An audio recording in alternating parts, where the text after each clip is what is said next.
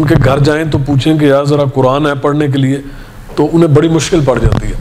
پتہ چلتا ہے کہ والدہ جہیز میں لائی تھی یا ماں جہیز میں لائی تھی. تو بڑی بدقسمتی ہے ہماری، نہ ہم میں نہ ہمارے بچوں میں یہ لگن ہے. میری خواہش یہ ہے کہ جو شخص بھی میرے سے مانگے وہ ایک وعدے کے ساتھ مانگے کہ کم از کم ایک دفعہ اسے بیٹھ کے آسانی کے ساتھ آرام کے ساتھ اسے پڑھے. یہ آپ نے جو وعدہ لیا کیا خوبصورت وعدہ ہے کہ ایک مرتبہ ضرور پڑھنا ہے. کیا ڈر خوف نہیں پیدا ہوا یہ وعدہ لیتے ہوئے کہ کسی طرف سے فتویٰ صادر نہ ہو جائے جو کہتے ہیں کہ قرآن کا ایک ایک لفظ پڑھنے سے، ایک ایک حرف پڑھنے سے 10 نیکیاں ملتی ہیں؟ کچھ لوگ اپنے علم کے مطابق کہہ دیتے ہیں کہ بھائی تیری شلوار اونچی نہیں، تیری نماز نہیں ہوئی، تو آپ سن لیں، کوئی بات نہیں، مسکرا دیں. میرے ساتھ مینی ٹائم ہو چکا ہے. السلام علیکم ناظرین، میں ہوں آپ کا میزبان AK آزاد. آپ دیکھ رہے ہیں ہمارا YouTube چینل نوائے انسان، پروگرام بول کلب آزاد ہے. آج خوبصورت شخصیت ہمارے ساتھ موجود ہیں جنہوں نے قرآن پاک کو پنجابی زبان میں ترجمہ کیا. پہلا لفظی ترجمہ جو ہم اسے کہہ سکتے ہیں قرآن پاک کا پنجابی زبان میں. اس سلسلے میں ہمارے ساتھ موجود ہیں توقیر رحمان خان صاحب. جی السلام علیکم سر. وعلیکم السلام ورحمۃ اللہ. سر کیسے مزاج ہیں؟ الحمدللہ الحمدللہ. اللہ سر فرسٹ آف آل اور آپ کو بہت بہت مبارک کہ آپ نے اس کوشش میں اپنا حصہ ڈالا اور ہمارے نوجوانوں کے لیے، اس دھرتی کا نوجوان جو کہ بہت بڑا حصہ ہے. اگر ہم پاکستان کی بات کریں، ہم اپنے ہمسائے میں بات کریں اور پوری دنیا میں بہت چھوٹی چھوٹی زبانیں، جیسا کہ آپ نے نشست میں بھی ذکر کیا کہ چھوٹی چھوٹی زبانوں میں قرآن پاک کا ترجمہ ہوا. پنجابی زبان میں لفظی ترجمہ پہلے نہیں ہوا تھا. اس حوالے سے سر آپ کو جو موٹیویشن ہے یا آپ کو کسی استاد نے گائیڈ کیا، یہ کہاں سے آپ کے اندر یہ ساری چیزیں ترتیب پائیں؟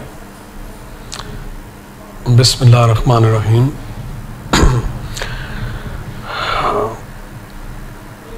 یہ سوال کافی مشکل ہے کیونکہ صبح کا بول بول کے کچھ گلا بھی خراب ہو گیا.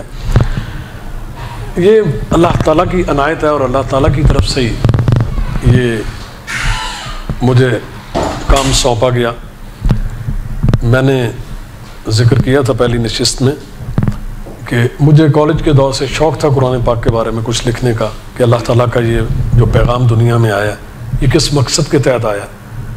خلق الانسان، اللہ نے انسان کو تخلیق کیا ہے اور تخلیق کرنے کے بعد علم القرآن، قرآن کا علم بھی اللہ نے انسان کو سکھایا. علمہ البیان، انسان کو بولنا بھی اللہ نے سکھایا. تو اللہ تعالیٰ کو مقصد تھا اسے انسان کو دنیا میں پیدا کرنا اور اس کے بعد قرآن کی تعلیم دینا. باقاعدہ ایک ضابطہ حیات ہے ہم انسانوں کے لیے، انسانیت کے لیے، کہ کس طرح آپ نے اس دنیا میں زندگی گزارنی ہے اور یہ کس آزمائش سے گزرنا ہے آپ نے دنیا میں.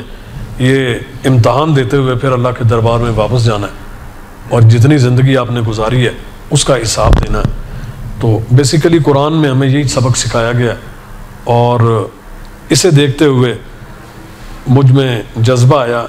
اس کے پیچھے بھی ایک چھوٹی سی سٹوری ہے کہ میں صحافیوں کے ساتھ کبھی کچھ لکھا کرتا تھا تو وہاں سے پتہ چلا کہ قرآن پاک کا باقاعدہ ترجمہ، منظوم ترجمے ہوئے ہیں، باقاعدہ ترجمہ نہیں ہوا ابھی تک، لفظی ترجمہ نہیں ہوا. تو وہ دیکھتے ہوئے میں پنجابی پڑھا ہوا ہوں، لکھنی اور پڑھنی میرے لیے آسان ہے. تو شاید اللہ تعالیٰ نے اسی دن کے لیے مجھے پنجابی سکھائی. تو اسے دیکھتے ہوئے جب مجھے پتہ چلا کہ پنجابی کا ترجمہ نہیں ہوا تو میں نے کوشش کی. پھر میں نے عربی کچھ سیکھنے کی کوشش کی، عربی سیکھی. پھر قرآن پاک کے ترجمے پڑھے، بڑے بڑے علماء دین کے تفاسیر پڑھی. بہت خزانہ اکٹھا کیا اس چیز کا اور تقریباً 3 4 5 سال تک اسے صرف سٹڈی کیا. اس کے بعد میں نے کوشش کی لکھنے کی. تو الحمدللہ 2 سال دنیا سے باہر کے لوگوں سے کٹ کے ایک ہی جگہ بیٹھ کے اپنی لائبریری میں صرف نماز کے لیے اٹھنا، کھانے کے لیے اٹھنا یا سونے کے لیے اٹھنا، باہر کی دنیا سے میں نے رابطہ ختم کر دیا تھا. 2 سال کی محنت سے میں نے اسے کمپلیٹ کیا. پھر کم از کم 3 سال کا عرصہ لگایا اسے صرف چیک کرانے میں، مختلف علماء دین کو، اہل حدیث کو، دیوبند کو، یعنی اہل سنت کو. لکھنے سے زیادہ چیک کروایا آپ نے اس کی تصدیق کے لیے. پہلے 5 سال اسے پڑھا، سیکھا، پھر 2 سال میں اسے لکھا، پھر 3 سال اسے چیک کرانے پہ لگے اور اس میں جو بھی نوک پلک سوارنی تھی وہ سواری. تو پھر 2009 میں کمپلیٹ کر لیا تھا، لیکن 12 میں اسے پھر پبلش کروایا. پبلش کروانے کے بعد کوشش یہی ہوئی کہ لوگوں تک مفت یا چاہے پتہ نہیں کیوں دل نہیں مانتا کہ میں کسی قوم کے اسے بیچا جائے. تو جب تک مارکیٹ تو بڑی کمرشل ہے, بڑی زندگی تیز ہے اس لاہور جیسے شہر میں, تو یہ اس کے باوجود بھی آپ نے اس کو کمرشلائزیشن میں آپ نے اپنے آپ کو نہیں جانے دیا, بچایا خالصتاً دین کے لیے, اللہ کے کلام کو اسی طرح سے آپ دے رہے ہیں جو اس کو پڑھنے کا ذوق رکھتے ہیں. میری خواہش یہ ہے کہ جو شخص بھی میرے سے مانگے وہ ایک وعدے کے ساتھ مانگے کہ کم از کم ایک دفعہ اسے بیٹھ کے آسانی کے ساتھ آرام کے ساتھ اسے پڑھے اور اسے سمجھے, وہ میرے سے فری میں لے لیں. کیونکہ میں نہیں چاہتا کہ اسے پکڑ کے گھر کی زینت بنا دیا جائے, جا کے کہیں اوپر رکھ دیا جائے اور جس طرح زندگی پہلے گزاری انسانوں نے ویسی گزاری جائے. بے شمار جاننے والے ہیں, کبھی ان کے گھر جائیں تو پوچھیں کہ یار ذرا قرآن ہے پڑھنے کے لیے, تو انہیں بڑی مشکل پڑ جاتی ہے. پتہ چلتا ہے کہ والدہ جہیز میں لائی تھی یا ماں جہیز میں لائی تھی. تو بڑی بدقسمتی ہے ہماری, نہ ہم میں نہ ہمارے بچوں میں یہ لگن ہے کہ قرآن پاک کو خریدا جائے اور اپنے گھر میں ہر شخص اپنے لیے علیحدہ علیحدہ قرآن رکھے کہ بھئی یہ میرا ہے, میں نے اسے اسٹڈی کرنا ہے, یہ میری لائنیں ہیں, یہ میرے صفحات ہیں, میں نے نشانی لگائی ہوئی ہے, میں نے اس کے بعد آگے پڑھنا ہے. ایسے ہی جیسے ہم اپنے کورس کی کتاب پڑھتے ہیں, اپنی دوسری کتابیں خریدتے ہیں, روز اخبارات خریدے جاتے ہیں, روز ٹی وی کے اوپر نیوز دیکھی جاتی ہیں. ہم بڑے بدقسمت ہیں. پڑھنے کی یہ چیز ہے, سیکھنے کی یہ چیز ہے, علم یہاں سے آپ کو ملے گا, ہم اسے طاق میں رکھ چکے ہیں. سر سوری میں آپ کی بات کاٹ رہا ہوں, یہ آپ نے جو وعدہ لیا کیا خوبصورت وعدہ ہے کہ ایک مرتبہ ضرور پڑھنا ہے. کیا ڈر خوف نہیں پیدا ہوا یہ وعدہ لیتے ہوئے کہ کسی طرف سے فتویٰ صادر نہ ہو جائے جو کہتے ہیں کہ قرآن کا ایک ایک لفظ پڑھنے سے, ایک ایک حرف پڑھنے سے 10 نیکیاں ملتی ہیں, تو کبھی ہوا ہو کسی طرف سے کوئی فتویٰ ہی نہ صادر ہو جائے؟ نہیں, وہ اختلاف تو ظاہر ہوتا ہے, لیکن میں ہمیشہ مسکرا دیتا ہوں کیونکہ اختلاف جو ہے صحت مند ہونا چاہیے. جس کے پاس جتنا علم ہے وہ اتنا بیان کر دیتا ہے. میں تو ہمیشہ یہی کہتا ہوں کہ میں کسی سے اختلاف نہیں کرتا. کون ہے, کوئی اہل سنت الجماعت ہے, اہل وہاب ہے, اہل دیوبند ہے, اہل تشیع ہے, کوئی بھی ہے, میں تو سب کو مانتا ہوں کیونکہ سب مسلمان ہیں نا. وہ ایک ایک اپنی جماعت بنائی ہوئی ہے. کچھ اپنے علماء دین کو سمجھتے ہیں کہ اس نے بہت زیادہ علم حاصل کیا دوسرے کی نسبت. میں بھی کہتا ہوں میں تو بھی جس طالب علم ہوں, میں تو بھی الف بے سے واقف نہیں ہوں اس کی. تو میری باقیوں سے بھی یہی التجا ہے, گزارش ہے, سب کو سنیں, سب کو سمجھیں, جو دل کو اچھا لگے اس پہ چل پڑیں. اللہ تعالیٰ میں ہدایت دے گا.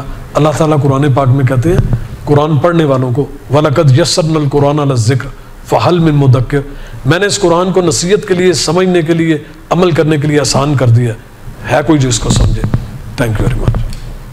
سر یہ ایک لاسٹ کویشچن آج کا, چونکہ آپ نے نشست میں ذکر کیا کہ ہمارے نوجوان کو مساجد کی طرف, نماز کی طرف جانا چاہیے, تو سر تھوڑا سا تلخ کویشچن ہے, مجبوری نوجوان کی حیثیت سے,